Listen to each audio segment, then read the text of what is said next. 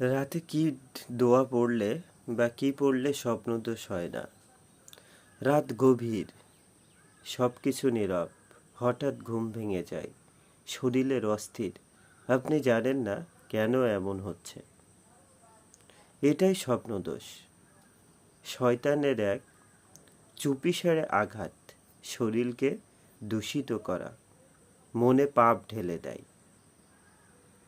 কিন্তু আপনি যদি ঘুমানোর আগে পড়েন আয়াতুল কুরসি, তবে শয়তান আপনাকে ছুঁতে পারবে না। ঘুমানোর আগে পড়ুন 3 কুল, সূরা ইখলাস, সূরা ফালাক, সূরা নাস, এগুলো আপনাকে সাহায্য করবে। উজু করে ঘুমান এবং আল্লাহর একজন ফেরেশতা আপনাকে পাঠান এবং হাসরের শেষ 3 আয়াত পড়তে পারেন। আল্লাহর নাম নিয়ে ঘুমান, পবিত্র দোয়াগুলো পড়ে ঘুমান।